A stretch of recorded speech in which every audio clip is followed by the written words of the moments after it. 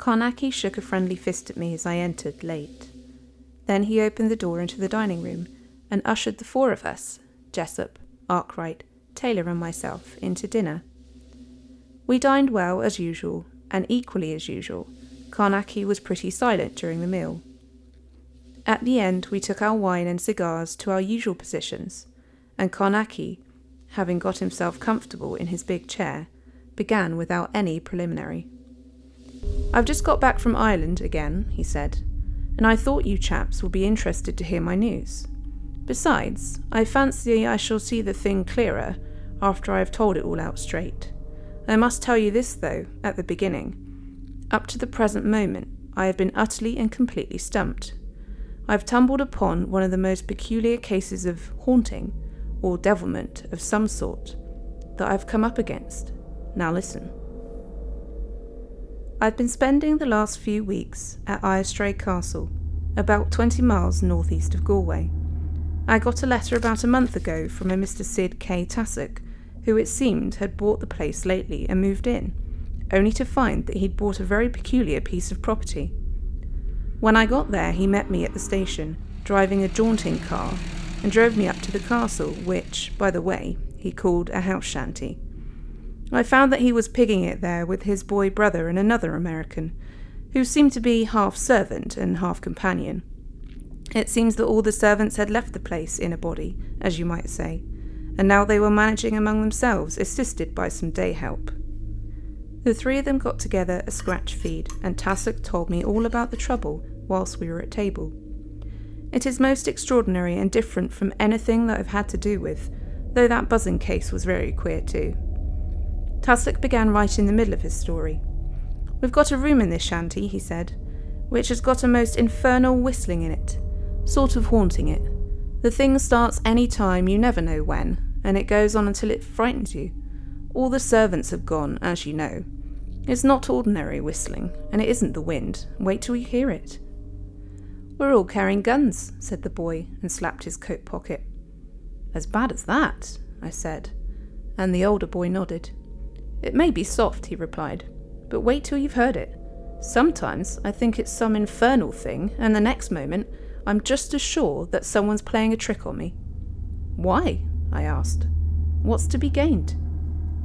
"You mean," he said, "that people usually have some good reason for playing tricks as elaborate as this? Well, I'll tell you. There's a lady in this province by the name of Miss Donahue, who's going to be my wife this day 2 months. She's more beautiful than they make them, and so far as I can see, I've just stuck my head into an Irish hornet's nest. There's about a score of hot young Irishmen been courting her these 2 years gone, and now that I'm come along and cut them out, they feel raw against me. Do you begin to understand the possibilities?" "Yes," I said. "Perhaps I do in a vague sort of way, but I don't see how all this affects the room." "Like this," he said. "When I'd fixed it up with Miss Donahue, I looked out for a place, and brought this little house shanty.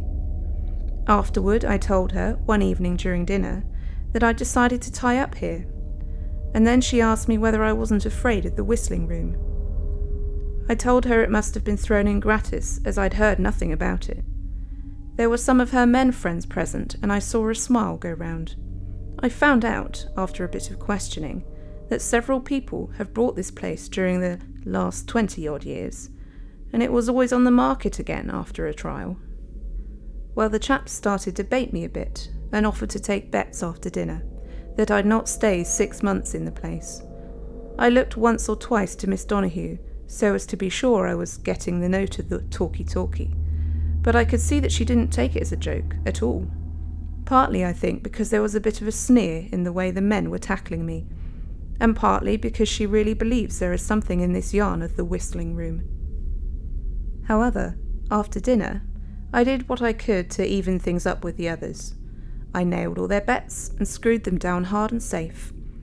I guess some of them are going to be hard hit, unless I lose, which I don't mean to. Well, there you have practically the whole yarn." "Not quite," I told him. "All that I know is that you've bought a castle with a room in it that is in some way queer, and that you've been doing some betting. Also I know that your servants have got frightened and run away. Tell me something about the whistling." "Oh, that," said Tassoc.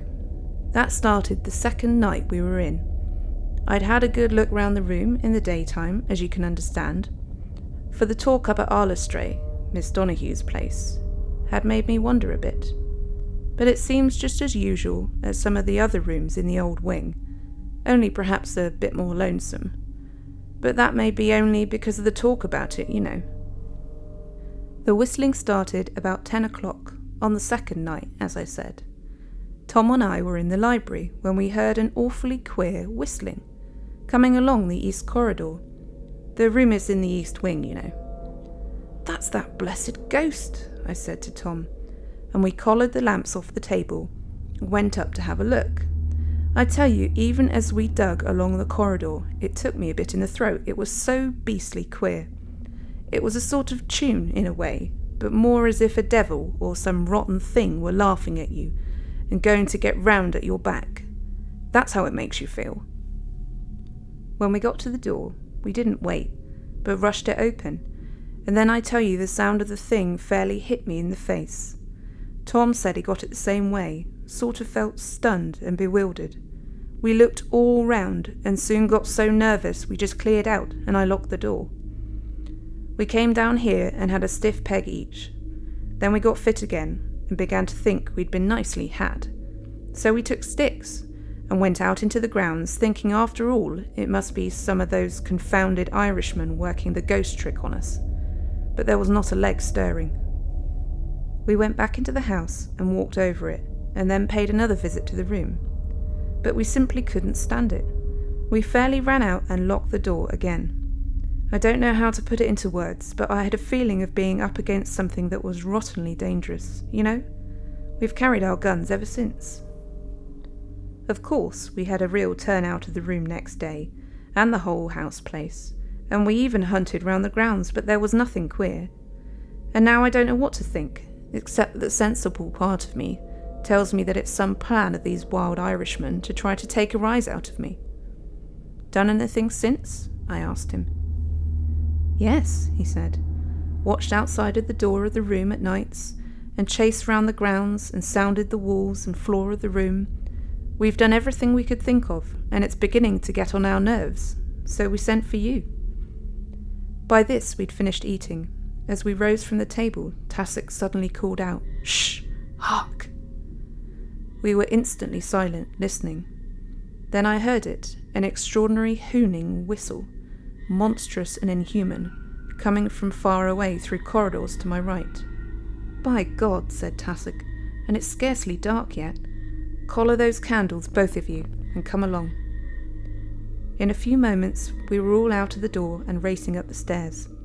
Tassoc turned into a long corridor and we followed, shielding our candles as we ran.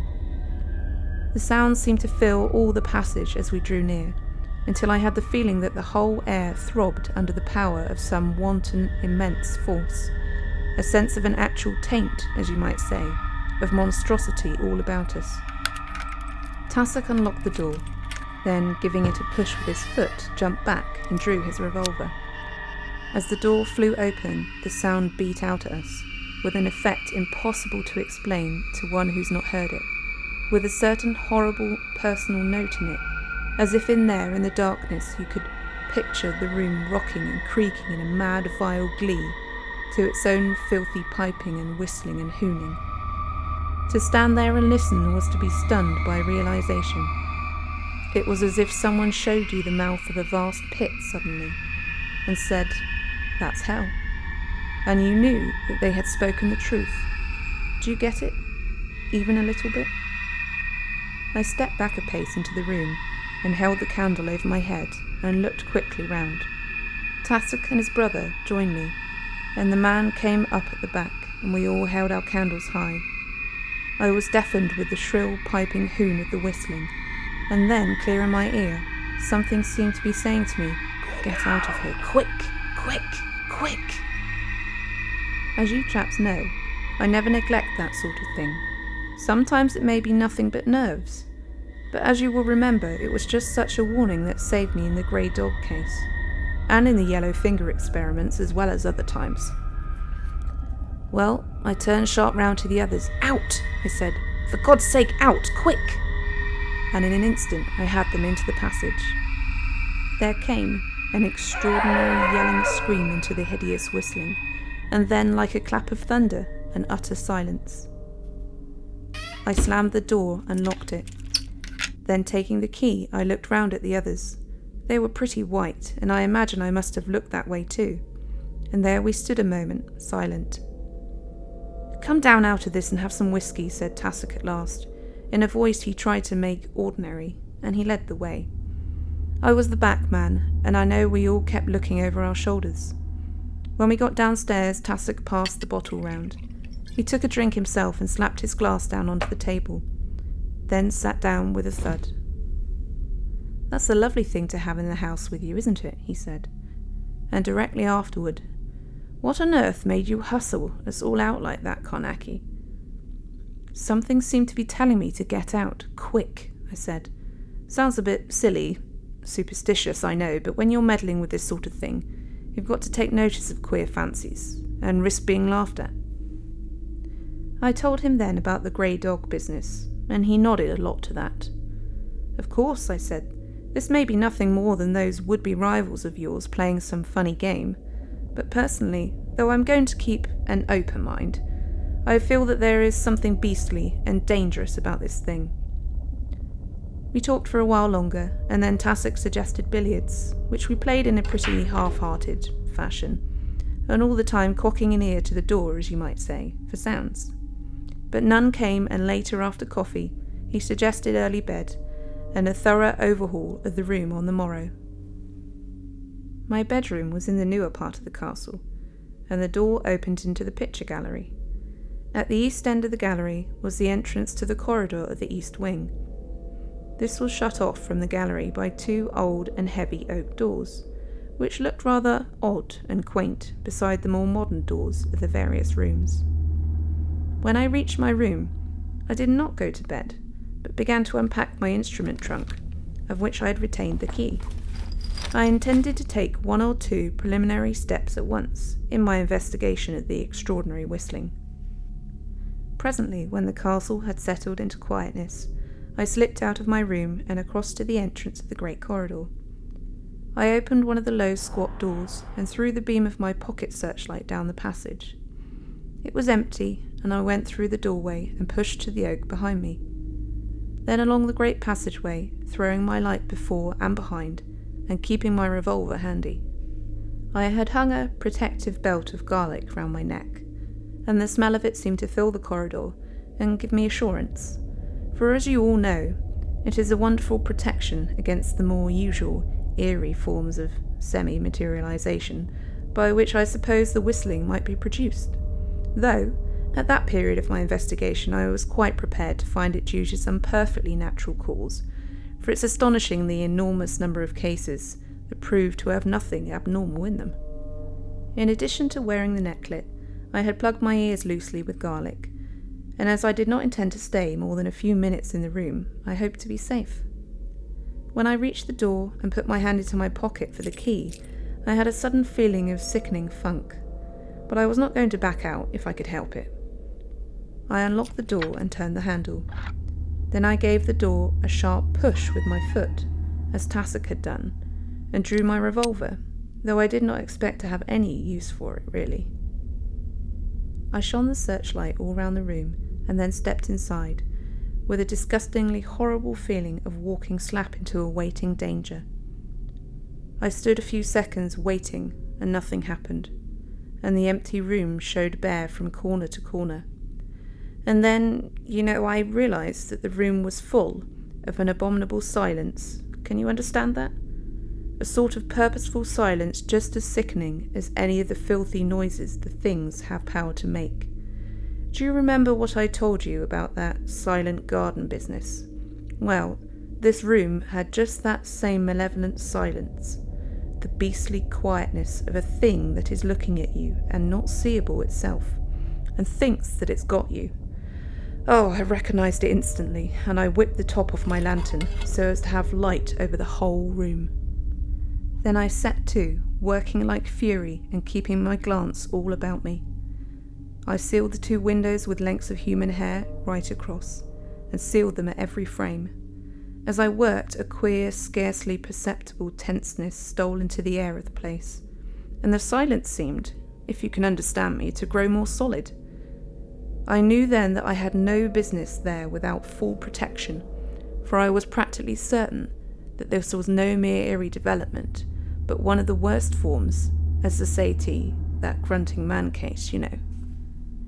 I finished the window and hurried over to the great fireplace. This is a huge affair and has a queer gallows iron, I think they're called, projecting from the back of the arch. I sealed the opening with 7 human hairs, the 7th crossing the 6 others. Then, just as I was making an end, a low, mocking whistle grew in the room. A cold, nervous prickling went up my spine and round my forehead from the back.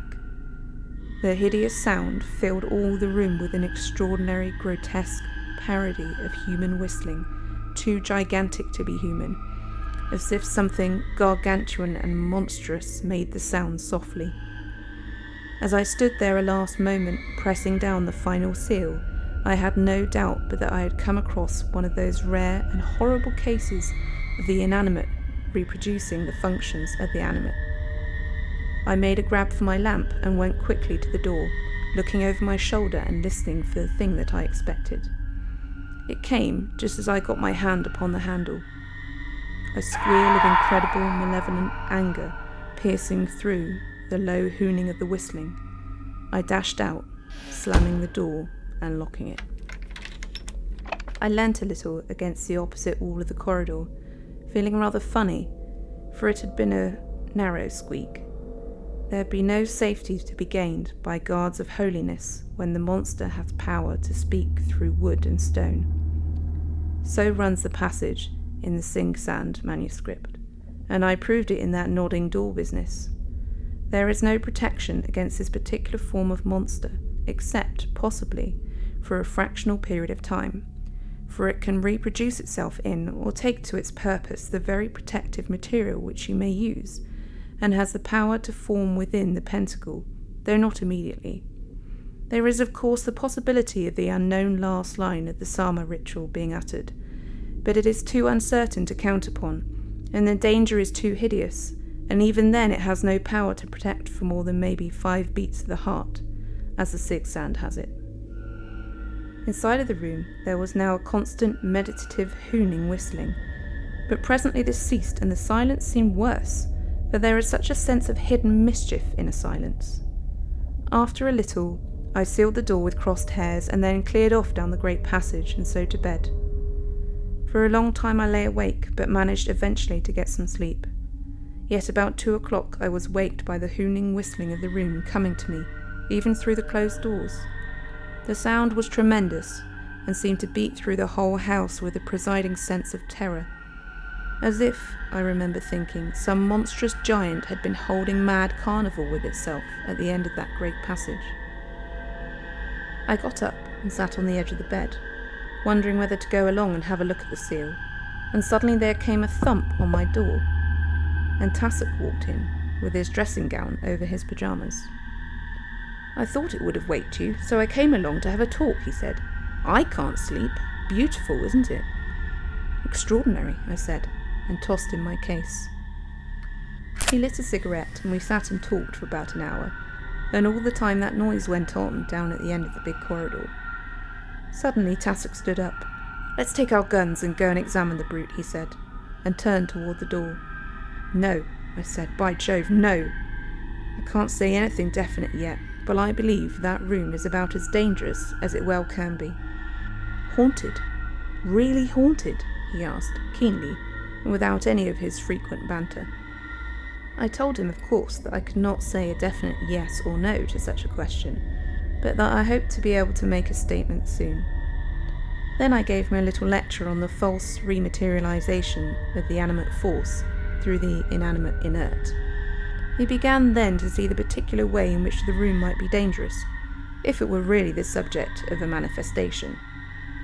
About an hour later the whistling ceased quite suddenly, and Tassoc went off again to bed. I went back to mine also, and eventually got another spell of sleep. In the morning I went along to the room. I found the seals of the door intact. Then I went in. The window seals and the hair were all right, but the 7th hair across the great fireplace was broken. This set me thinking. I knew that it might very possibly have snapped through my having tensioned it too highly. But then again, it might have been broken by something else.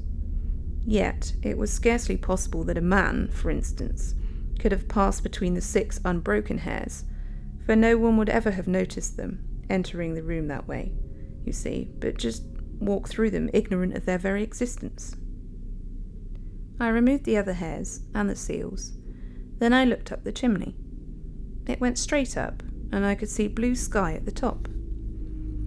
It was a big open flue, and free from any suggestion of hiding places or corners. Yet, of course, I did not trust to any such casual examination, and after breakfast I put on my overalls and climbed to the very top, sounding all the way, but I found nothing. Then I came down and went over the whole of the room, floor, ceiling, and walls, mapping them out in 6-inch squares, and sounding with both hammer and probe, but there was nothing abnormal. Afterward, I made a 3-week search of the whole castle in the same thorough way, but found nothing. I went even further then, for at night, when the whistling commenced, I made a microphone test. You see, if the whistling were mechanically produced, this test would have made evident to me the working of the machinery, if there were any such concealed within the walls. It certainly was an up-to-date method of examination, as you must allow. Of course, I did not think that any of Tassock's rivals had fixed up any mechanical contrivance, but I thought it just possible that there had been some such thing for producing the whistling made away back in the years, perhaps with the intention of giving the room a reputation that would ensure its being free of inquisitive folk. You see what I mean? Well, of course, it was just possible, if this were the case, that someone knew the secret of the machinery and was utilising the knowledge to play this devil of a prank on Tassock. The microphone test of the walls would certainly have made this known to me, as I've said, but there was nothing of the sort in the castle, so that I had practically no doubt at all now but that it was a genuine case of what is popularly termed haunting. All this time, every night, and sometimes most of each night, the hooning whistling of the room was intolerable. It was as if an intelligence there knew that steps were being taken against it, and piped and hooned in a sort of mad mocking contempt. I tell you, it was as extraordinary as it was horrible. Time after time I went along, tiptoeing noiselessly on stockinged feet, to the sealed door, for I always kept the room sealed. I went at all hours of the night, and often the whistling inside would seem to change to a brutally malignant note, as though the half-animate monster saw me plainly through the shut door. And all the time the shrieking, hooning whistling would fill the whole corridor, so that I used to feel a precious lonely chap messing about there with one of hell's mysteries. And every morning I would enter the room and examine the different hairs and seals. You see, after the first week I'd stretched parallel hairs all along the walls of the room and along the ceiling, but over the floor, which was of polished stone, I had set out little colourless wafers, tacky side upmost. Each wafer was numbered, and they were arranged over a definite plan, so that I should be able to trace the exact movements of any living thing that went across the floor. You will see that no material being or creature could possibly have entered that room without leaving many signs to tell me about it. But nothing was ever disturbed, and I began to think that I should have to risk an attempt to stay the night in the room, in the electric pentacle. Yet, mind you, I knew that it would be a crazy thing to do, but I was getting stumped, and ready to do anything.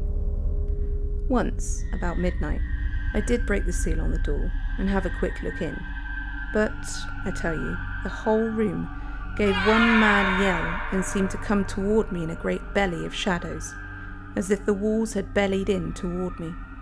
Of course that must have been fancy. Anyway, the yell was sufficient, and I slammed the door and locked it, feeling a bit weak down my spine, you know the feeling. And then, when I had got to that state of readiness for anything, I made something of a discovery. It was about 1 in the morning, and I was walking slowly round the castle, keeping in the soft grass. I'd come under the shadow of the east front, and far above me I could hear the vile hooning whistle of the room, up in the darkness of the unlit wing. Then suddenly, a little in front of me, I heard a man's voice, speaking low, but evidently in glee. "By George, you chaps, but I wouldn't care to bring a wife home in that," it said in the tone of the cultured Irish. Someone started to reply, but there came a sharp exclamation, and then a rush, and I heard footsteps running in all directions. Evidently, the men had spotted me. For a few seconds I stood there, feeling an awful ass. After all, they were at the bottom of the haunting. Do you see what a big fool it made me seem? I had no doubt but that they were some of Tassock's rivals, and here I'd been feeling in every bone that I had hit a real bad genuine case. And then, there came the memory of hundreds of details that made me just as much in doubt again. Anyway, whether it was natural or abnatural, there was a great deal yet to be cleared up. I told Tassock next morning what I'd discovered, and through the whole of every night for 5 nights we kept a close watch round the east wing, but there was never a sign of anyone prowling about, and all the time, almost from evening to dawn, that grotesque whistling would hoon incredibly, far above us in the darkness.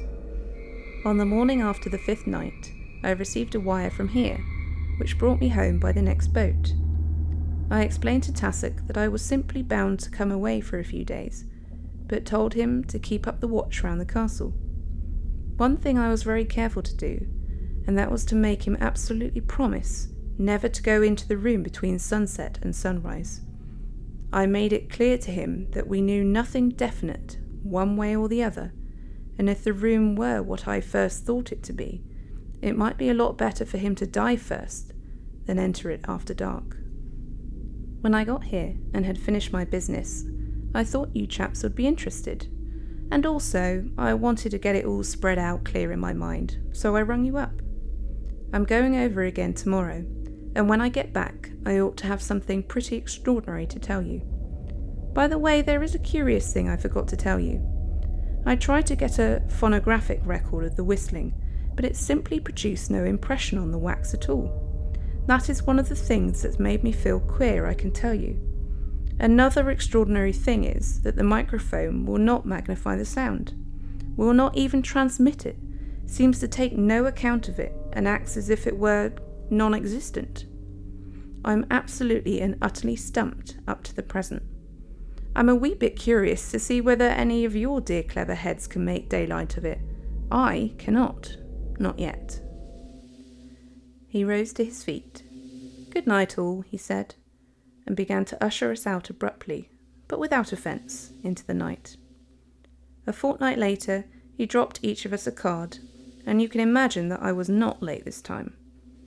When we arrived, Carnacki took us straight into dinner, and when we had finished, and all made ourselves comfortable, he began again where he'd left off. "Now just listen quietly, for I have got something pretty queer to tell you. I got back late at night, and I had to walk up to the castle, as I'd not warned them that I was coming. It was bright moonlight, so that the walk was rather a pleasure than otherwise. When I got there, the whole place was in darkness, and I thought I would take a walk round outside, to see whether Tassock or his brother was keeping watch. But I could not find them anywhere, and concluded that they had got tired of it, and gone off to bed. As I returned across the front of the east wing, I caught the hooning whistling of the room, coming down strangely through the stillness of the night. It had a queer note in it, I remember, low and constant, queerly meditative. I looked up at the window bright in the moonlight and got a sudden thought to bring a ladder from the stable yard and try to get a look into the room through the window. With this notion, I hunted round at the back of the castle, among the straggle of offices, and presently found a long, fairly light ladder, though it was heavy enough for one, goodness knows. I thought at first that I should never get it reared. I managed at last, and let the ends rest very quietly against the wall, a little below the sill of the larger window. Then, going silently, I went up the ladder. Presently I had my face above the sill and was looking in alone with the moonlight. Of course, the queer whistling sounded louder up there, but it still conveyed that peculiar sense of something whistling quietly to itself. Can you understand? Though for all the meditative lowness of the note, the horrible gargantuan quality was distinct, a mighty parody of the human, as if I stood there and listened to the whistling from the lips of a monster with a man's soul. And then, I saw something. The floor in the middle of the huge empty room was puckered upward in the centre, into a strange soft-looking mound, parted at the top into an ever-changing hole that pulsated to that great gentle hooning. At times as I watched, I saw the heaving of the indented mound gap across with a queer inward suction, as with the drawing of an enormous breath. Then the thing would dilate and pout once more to the incredible melody. And suddenly, as I stared dumb, it came to me that the thing was living. I was looking at two enormous blackened lips, blistered and brutal, there in the pale moonlight. Abruptly, they bulged out to a vast pouting mound of force and sound, stiffened and swollen, and hugely massive and clean cut in the moonbeams. And a great sweat lay heavy on the vast upper lip. In the same moment of time, the whistling had burst into a mad, screaming note that seemed to stun me even where I stood outside of the window. And then the following moment I was staring blankly at the solid, undisturbed floor of the room, smooth, polished stone flooring, from wall to wall, and there was an absolute silence. You can picture me staring into the quiet room and knowing what I knew. I felt like a sick, frightened kid and wanted to slide, quietly, down the ladder and run away. But in that very instant, I heard Tassock's voice calling to me from within the room for help. Help! My God! But I got such an awful dazed feeling, and I had a vague, bewildered notion that after all, it was the Irishmen who had got him in there and were taking it out of him. Help me! And then the call came again, and I burst the window and jumped in to help him. I had a confused idea that the call had come from within the shadow of the great fireplace, and I raced across to it, but there was no one there. "Tassock!" I shouted, and my voice went empty-sounding round the great apartment, and then in a flash, I knew that Tassock had never called. I whirled round, sick with fear, toward the window, and as I did so, a frightful, exultant, whistling scream burst through the room. On my left, the end wall had bellied in toward me, in a pair of gargantuan lips, black and utterly monstrous, to within a yard of my face. I fumbled for a mad instant at my revolver, not for it, but myself. The danger was 1,000 times worse than death. And then suddenly, the unknown last line of the Sama ritual was whispered, quite audibly in the room. Instantly the thing happened that I had known once before. There came a sense as of dust falling continually and monotonously, and I knew that my life hung uncertain and suspended for a flash, in a brief, reeling vertigo of unseeable things. Then that ended, and I knew that I might live. My soul and body blended again, and life and power came to me. I dashed furiously at the window and hurled myself out, head foremost, for I can tell you that I had stopped being afraid of death. I crashed down onto the ladder and slithered, grabbing and grabbing, and so came some way or other alive to the bottom. And there I sat in the soft, wet grass with the moonlight all about me, and far above, through the broken window of the room, there was a low whistling. This is the chief of it. I was not hurt, and I went round to the front and knocked Tassock up. When they let me in, we had a long yarn over some good whiskey, for I was shaken to pieces, and I explained things as much as I could. I told Tassock that the room would have to come down, and every fragment of it burned in a blast furnace, erected within a pentacle. He nodded. There was nothing to say. Then I went to bed. We turned a small army onto the work, and within 10 days that lovely thing had gone up in smoke, and what was left was calcined and clean. It was when the workmen were stripping the panelling that I got hold of a sound notion of the beginnings of that beastly development. Over the great fireplace, after the great oak panels had been torn down, I found that there was let into the masonry a scrollwork of stone, with on it an old inscription, in ancient Celtic, that here in this room was burned Dian Tiensay, jester of King Alsoph, who made the song of foolishness upon King Arnor of the 7th castle. When I got the translation clear, I gave it to Tassoc.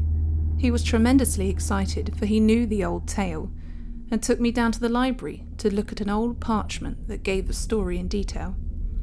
Afterward, I found that the incident was well known about the countryside, but always regarded more as a legend than as history. And no one seemed ever to have dreamt that the old east wing of Airstray Castle was the remains of the ancient 7th castle. From the old parchment, I gathered that there had been a pretty dirty job done away back in the years. It seemed that King Alsoph and King Arnor had been enemies by birthright, as you might say truly, but that nothing more than a little raiding had occurred on either side for years, until Dian Tiensay made the song of foolishness upon King Arnor and sang it before King Alsoph, and so greatly was it appreciated that King Alsoph gave the jester one of his ladies to wife.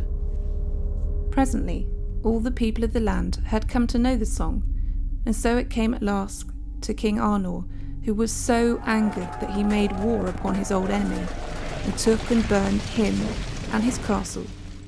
But Dian Tiensay, the jester, he brought with him to his own place, and having torn his tongue out because of the song which he had made and sung, he imprisoned him in the room in the east wing, which was evidently used for unpleasant purposes, and the jester's wife he kept for himself, having a fancy for her prettiness.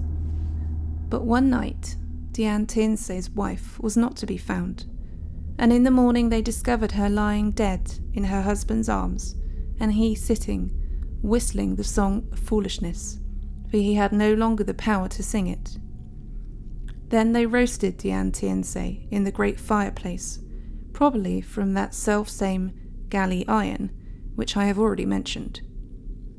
And until he died, Dian Tiensay ceased not to whistle the song of foolishness, which he could no longer sing.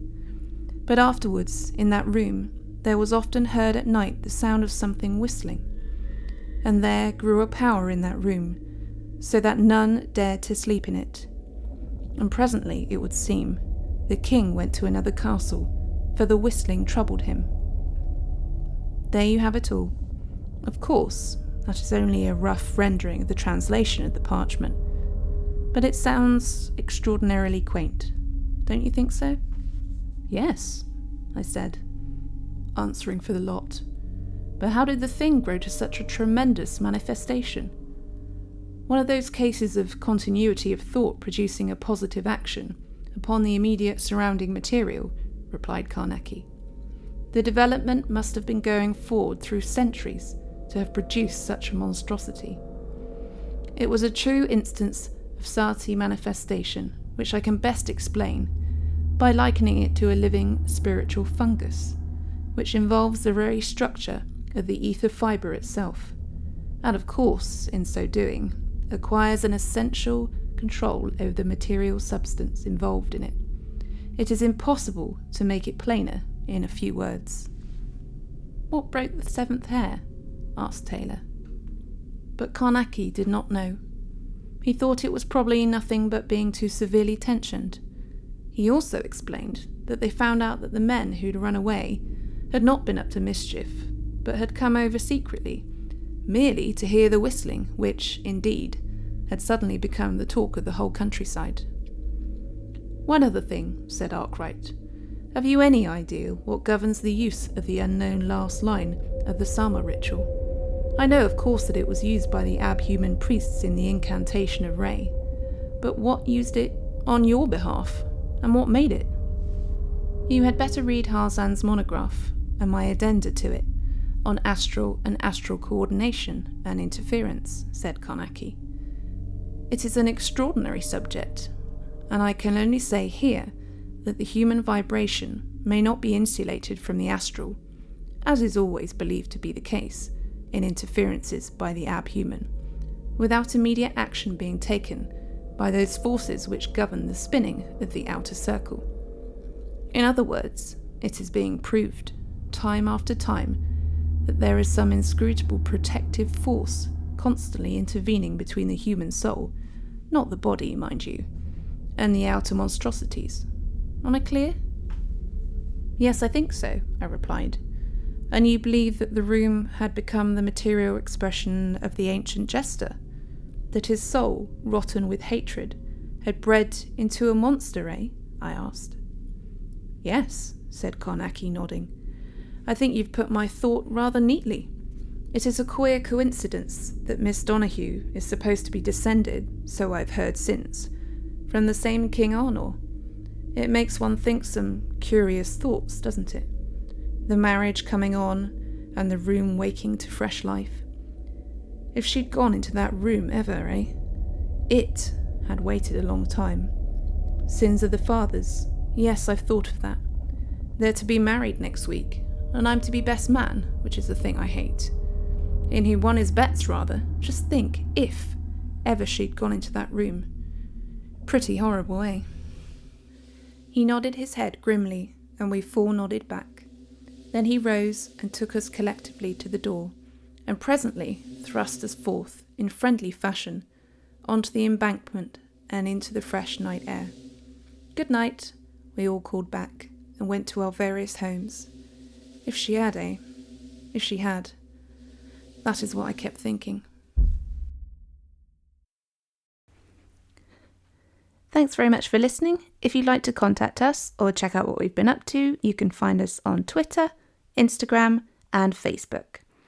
If you enjoyed the video today, please do like it, subscribe to the channel, and ding the bell to receive notifications about new videos. See you in the next one.